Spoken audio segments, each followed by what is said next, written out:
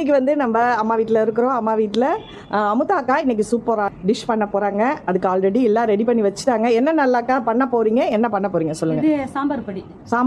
சாம்பார் பொடி நார்மலாக எல்லா வீட்லையும் பண்ணுறது தானே. இதில் என்ன ஸ்பெஷல் இருக்கு? இது ஸ்பெஷல் வேற. என்ன ஸ்பெஷல்? கல்யாண வீட்டுக்கு போகிற சாம்பார். ஓ, கல்யாண சாம்பார் பொடி.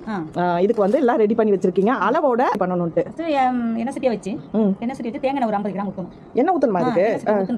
இந்த பெருங்காயம் ஒரு 25 கிராம் பெருங்காயம் போடணும். பெருங்காயம் நல்லா பொரிஞ்ச உடனே கடலைப்பருப்பு, உளுத்தம்பருப்பு, சவுக்க விட்டோன்னே மிளகு, முந்திரி போடுவீங்களா அதுக்கு? ஓ சரி சரி. நல்லா சவந்து நல்ல ரிச்சான சாம்பார் பொடி. அதுதான் கல்யாண சாம்பார் பொடி அவங்க சொல்றாங்க. சொல்லுங்க. அது முந்திரி நல்லா சவந்தோனே 2 மிளகு பிடிச்சு விடணும். அதுக்கு ஒரு மல்லி எடுத்து கொட்டி நல்லா சவக்க விடணும். அது ஒரு பட்டை மிளகா போடணும். 4 வெந்தயம் போட்டுக்கணும். நல்லா போட்டு நல்லா அதுக்கு ஒரு பட்டை மிளகா போட்டு அதை நல்லா சொல்ல இது பண்ணா குழம்பு வரும். என்ன பசை இல்லாம இருக்கும். என்ன பசை இல்ல. இப்போ எண்ணெயில போடுறதுனால ரொம்ப நாள் வச்சுக்க முடியுமா இத? தாராளமா வச்சுக்கலாம். எண்ணெய் இல்லாம வறுத்தா தானே ஒரு சுரு 40 கிராம் இருக்கும். எண்ணெய் இல்லாம வறுத்தா. ஆனா எண்ணெய் போட்டு வறுத்தா சீக்கிரம் கெட்டு போய்டுவாங்களே. இல்ல கெட்டு போகாது.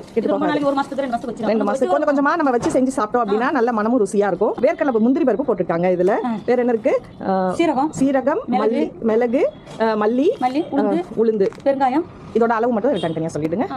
50 கிராம் தேங்காய், 1/4 கிலோ கடலைப்பருப்பு, 1/4 கிலோ உளுந்து, வெள்ளை உளுந்து போட்டுக்கணும், 1/4 கிலோ மல்லி. மிளகா வந்து ஒரு 25 கிராம் போட்டுக்கணும். தேவை உள்ளது உரப்பு தகுந்தபடி போட்டுக்கணும். அது ஒரு வெந்தயம் கொஞ்சம் சேர்த்துக்கணும். ஒரு டீஸ்பூன் அளவுக்கு சேர்த்தா போதும்ல. மிளகு வந்து ஒரு 25 கிராம் போட்டுக்கணும். நல்லா சொல்ல வந்தோம்னா இறக்குறப்பதான் மல்லி எடுத்து போட்டு வதக்கணும். நல்லா சவக்கணும். அப்படியே குழப்பம் வரும், வாசம் வரும். ஓகே, இதுதான். அப்புறம் வந்து உங்களுக்கு தான் கருவேப்பிலை கொஞ்சம் இறக்குற நேரத்துக்கு கொஞ்சம் போடணும். ஒரு 50 கிராம் சீரகம் போட்டுக்கணும். அதுதான். இது பெருங்காயம் நல்லா இந்த அளவுக்கு வரணும். இப்போ இது எல்லாத்தையும் ஆற வச்சு மிக்ஸில அரைச்சு. இது நல்லா நைஸா அரைக்க கூடாது, அப்படிதானே சொன்னீங்க? இல்ல நைஸா அரைக்கணும். நைஸா அரைக்கணும். குறுகுறுப்பாவா? குறகுறப்பெல்லாம் இருக்க கூடாது. நம்ம இட்லி பொடி தீபாவளி நல்லா வெடிச்சிட்டு இருக்கு. சொல்லுங்க, எப்படி அரைக்கணும்? வெடி முடியும். இட்லிக்கு பொடி அரைக்கப்போம்ல அந்த மாதிரி கொஞ்சம் குறகுறப்பாவும் இருக்க கூடாது, நைஸாவும் இருக்க கூடாது. நடுத்தரமா அரைக்கணும்.